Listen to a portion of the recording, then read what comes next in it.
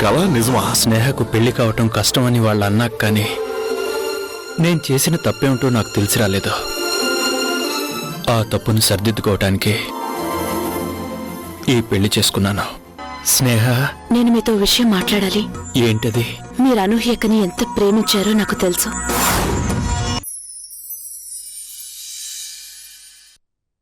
విపరీతంగా ప్రేమించిన మనిషిని మర్చిపోవటం జరిగే పని కాదు. అది నాకు తెలుసు. ఇప్పుడు మీరున్న పరిస్థితిని నేను అర్థం చేసుకోగలను. లోకం నన్ను ఎగతాళి చేయడం చూడలేక నా మెళ్ళో తాళి కట్టారే గాని నాతో కలిసి బ్రతకాలని కాదు కదూ.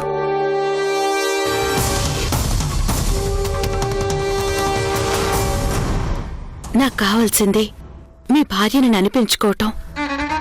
ఆ కోరిక నెరవేరింది. మిమ్మల్ని నేను ఇబ్బంది పెట్టను.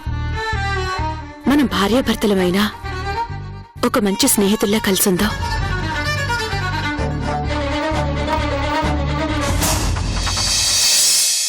ఏమాత్రం దానికి తాళెందుకు కట్టడం అని లోకం అనుకోవచ్చు. ఈ బంధం విలువ వాళ్ళకి తెలీదు కానీ నా మనసుకి మాత్రం తెలుసు. స్నేహ, నన్ను క్షమిస్తావా? అవే మాటలు కమల్. మంచి స్నేహితుల మధ్య క్షమాపణలు ఉండకూడదు. భార్యాభర్తల మధ్య అస్సలుండకూడదు. నీ మనసు తెలుసుకుని బ్రతకడానికి ట్రై చేస్తాను.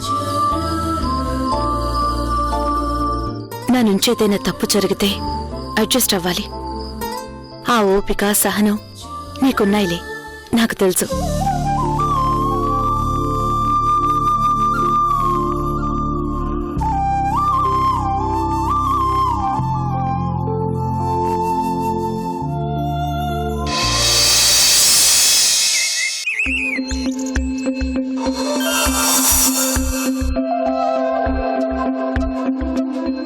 ఎంతవరకు వచ్చిందండి? అయిపోయిందండి, ఈ కొంచెమే ఉంది. ఓకే. రే, నువ్వు అటు ఇటు ఎందుకు తిరుగుతున్నావు? ఒక దగ్గర కూర్చో ఇలా. ఇక్కడి నుంచి కదలకు.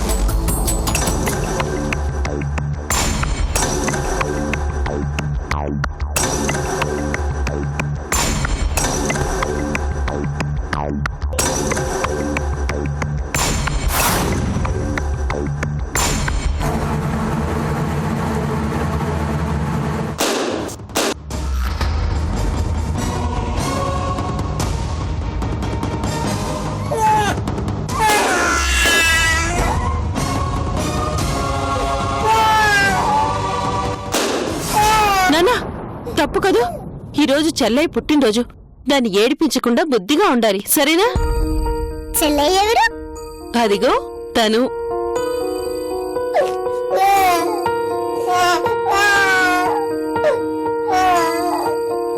మేడం, కేక్ ఆర్డర్ ఇచ్చారు కదా, తెచ్చాను మేడం.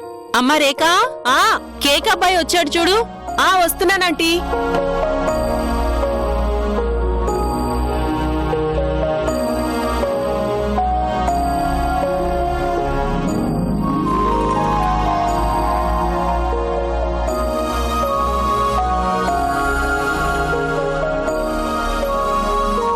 వద్దు నాన్నా, చెల్లి కేక్ కట్ చేశాక అప్పుడు తిందు గాని, సరేనా?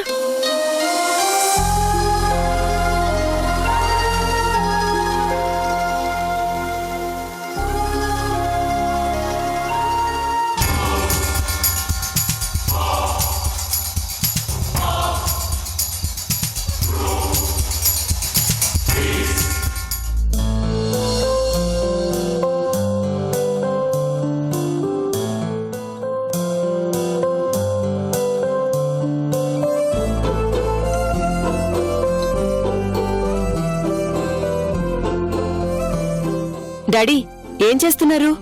రండి, కేక్ కూడా వచ్చింది. అన్నయ్య వాళ్ళు కూడా బయలుదేరారు. కనీసం ఈ రోజైనా రఘు వస్తాడేమోనని ఆశపడ్డానమ్మా, కానీ వాడు ఇంకా రాలేదు. ఎందుకు అవన్నీ గుర్తు చేసుకుంటారు? వదిలేయండి. ఎలా వదిలేయమంటావమ్మా? నీకోసం కాకపోయినా కనీసం ఆ పసిబిడ్డ కోసమైనా వాడు రావాలి కదా. మొదటి పుట్టినరోజు నాడు కూడా కన్న తండ్రి లేకుండా ఎలాగమ్మా? నా ఇద్దరు పిల్లల అదృష్టం అలాగే ఉంది డాడీ.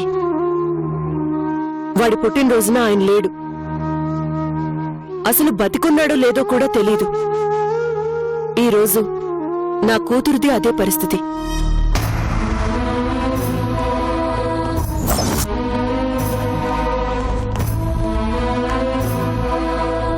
ఏదైనా మనం తీసుకునే దాన్ని బట్టి ఉంటుంది కదా డాడీ. పర్లేదు, పిల్లలకి నేనున్నాను కదా, అది చాలు.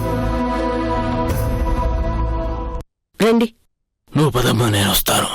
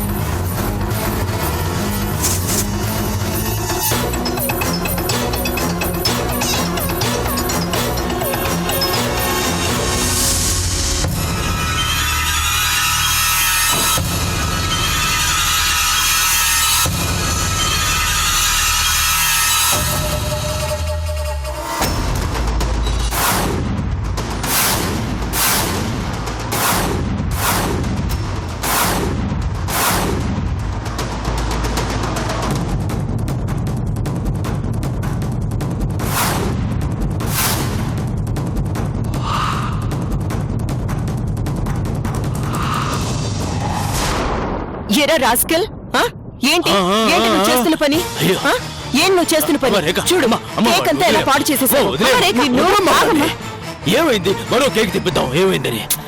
అసలు ఏంటి డాడీ వీడు ఇంత మొండిగా తయారయ్యాడు? వద్దున్న పని ఎలా చేస్తున్నాడు చూడండి. పోరా పో, నువ్వు ఇక్కడి నుంచి వెళ్ళిపో. నా కళ్ళ ముందు కనపడకు.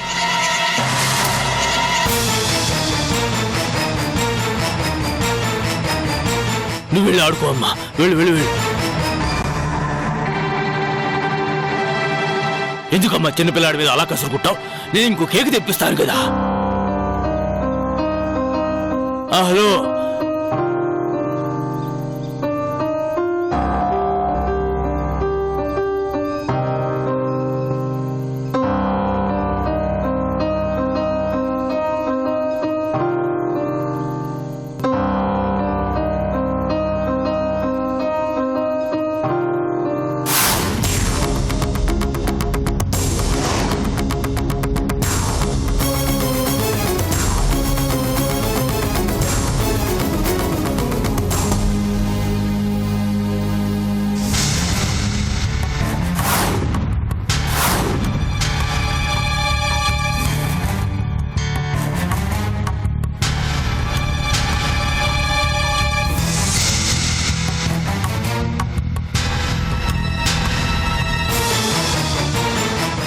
బాబు వద్దు, అది అవతల పెట్టు.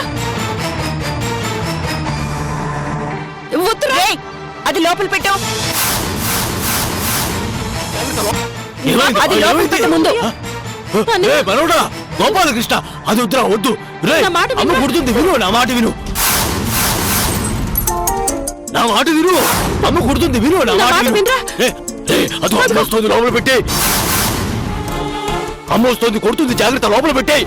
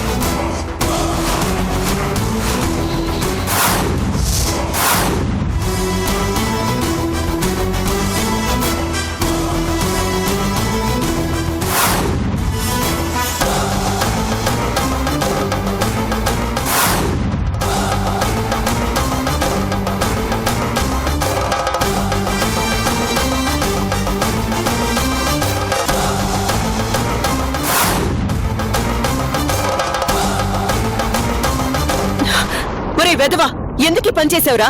నిన్ను ఎందుకు ఇలా తయారయ్యావు? ఆగమ్మా.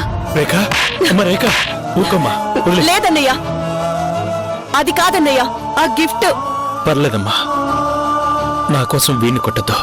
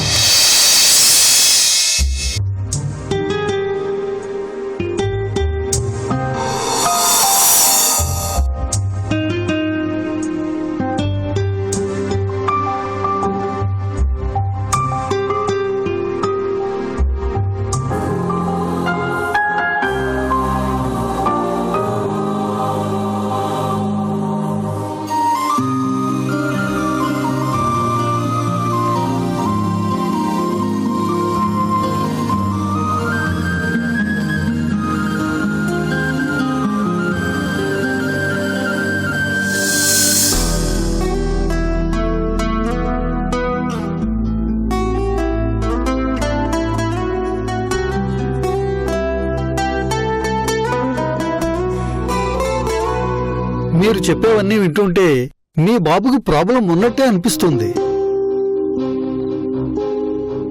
మీరు బాబుకి కన్నతల్లే అయినా తను మాత్రం గౌరినే అమ్మగా ఊహించుకుంటున్నాడు. అందుకే మీరేం చెప్పినా దానికి వ్యతిరేకంగా చేస్తున్నాడు. ఆ లక్షణమే మొండిగా తయారు చేస్తుంది. ఏం చేయాలో అర్థం కావట్లేదు సార్. పిల్లల్ని కొట్టకూడదని ఎంత కంట్రోల్ చేసుకున్నా రోజు రోజుకి మరింతగా గొడవ చేస్తున్నాడు. తప్పక చేయి చేసుకోవాల్సి వస్తుంది. తప్పమ్మా, పిల్లల్ని కొట్టడం వల్ల వాళ్ళు మరింత మొండిగా తయారవుతారు. పైగా మీ మీద మరింత ద్వేషం పెంచుకుంటాడు. మీ వాడిలో హైపర్ యాక్టివ్ లక్షణాలున్నాయి. ఇలాంటి వాళ్లకు సహజంగానే అల్లరి ఉంటుంది. దానికి తోడు మీ మీద ద్వేషం, గౌరు లేని బాధ, ఇవన్నీ మీ వాడిని మరింత స్పాయిల్ చేస్తున్నాయి. ఇది ఇంకా ఎక్కువైతే అతని భవిష్యత్తు నాశనం అవుతుంది.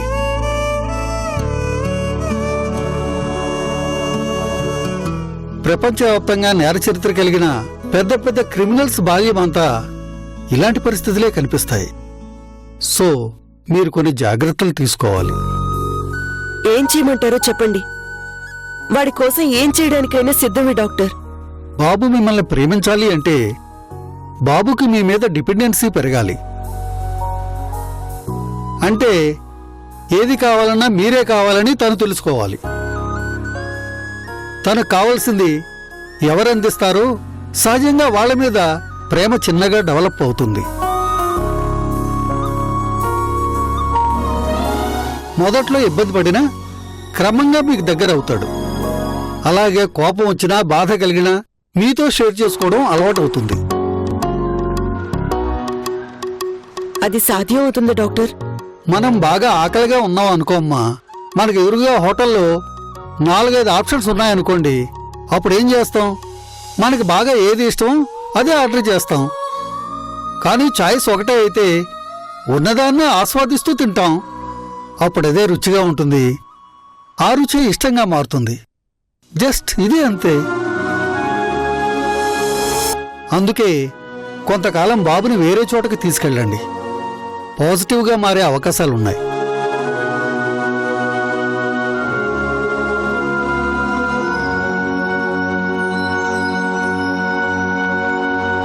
ఓకే డాక్టర్, వస్తాను.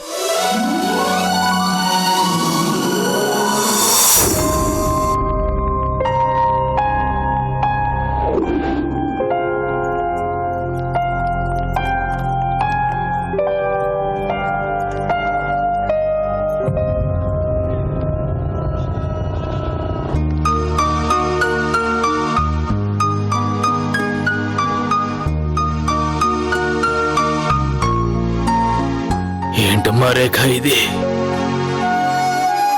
నువ్వు కూడా మా అందరికీ దూరం అయిపోతావా అమ్మా? అసలు నువ్వు ఇప్పుడు దూరంగా వెళ్ళి ఏం చేస్తావు? దూరం అంటే ఎంత దూరం డాడీ? వైజాగే కదా. అక్కడుండే బదులు ఇక్కడే ఉండొచ్చు కదమ్మా. ఏమవుతుంది? లేదన్నయ్య, వాడి భవిష్యత్తు బాగుండాలంటే నేనిక్కడ ఉండకూడదు. డాక్టర్ 1కి 10 సార్లు చెప్తున్నారు. వాడి పరిస్థితి అస్సలు బాగోలేదు. ఇబ్బంది అయినా నేను ఈ నిర్ణయం తీసుకోక తప్పదు. అమ్మా, ఇప్పుడు నువ్వు మా అందరికీ దూరంగా వెళ్ళిపోతే వాడు వాడు మరింత మొండివాడిగా తయారవుతాడు తల్లి.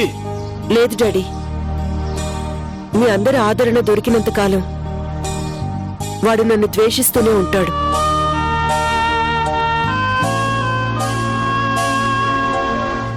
అంటే దీనికి కారణం మీరు అని నేను అనడం లేదు.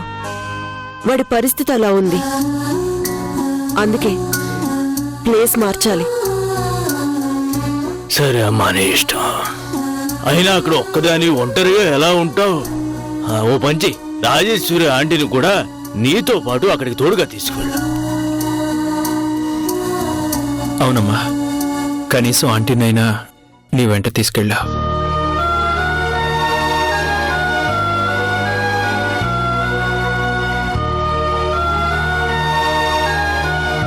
అలాగే.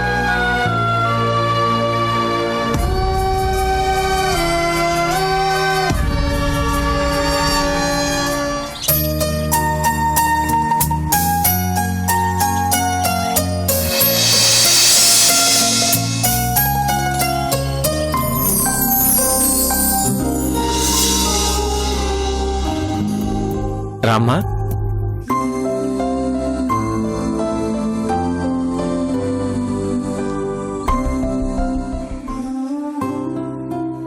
ఇదిగో అమ్మా, ఈ ఇల్లు మందే, మన సొంతం. నేను కూడా తొందరలోనే అక్కడ ఆస్తులన్నీ అమ్మేసి ఏదైనా బిజినెస్ చేయాలని చూస్తున్నాను. అవన్నీ నువ్వే చూసుకోవాలి.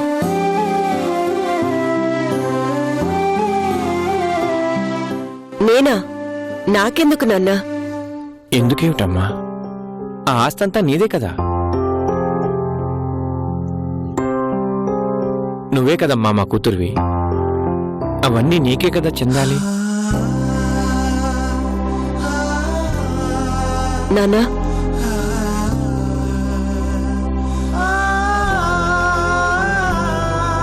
ఈ పిలుపు చాలమ్మా నాకు. ఇంతకంటే ఏం అవసరం లేదు. నీకే అవసరం వచ్చినా నాకు కబురు చేయమ్మా, నేను చూసుకుంటాను. వెళ్ళమ్మా, వెళ్ళు. ఇల్లంతా ఒకసారి చూసిరా.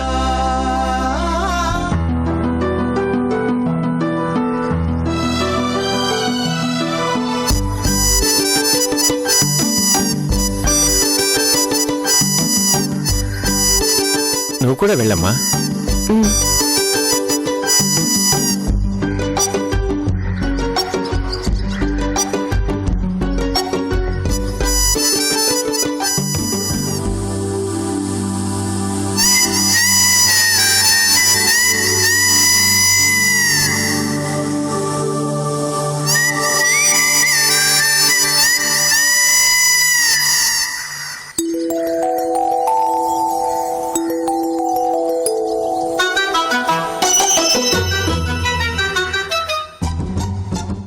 ఏటి నాన్న అలా చూస్తున్నావు? మనం మన ఇంటికి ఎప్పుడు వెళ్తున్నాం? ఇక నుంచి ఇదే మన ఇల్లు.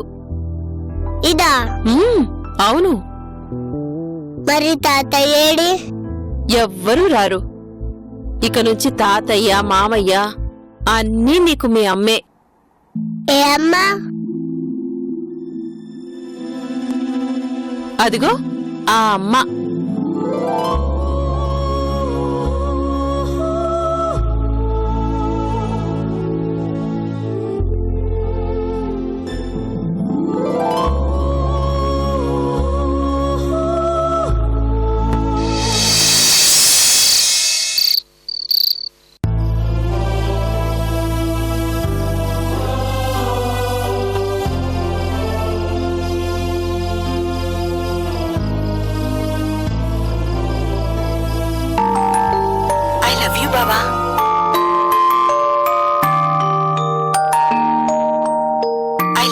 బావా.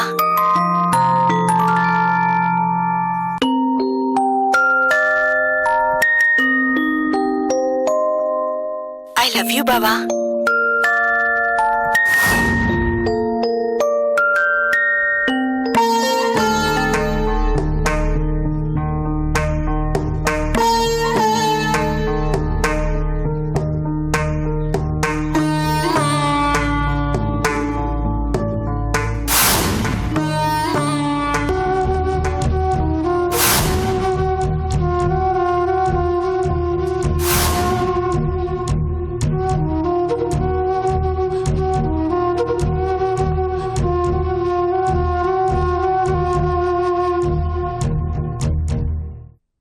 I love you, Baba. I love you, Baba.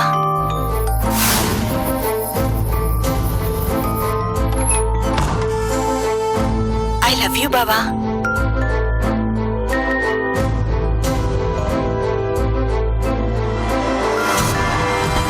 I love you, Baba. I love you, Baba.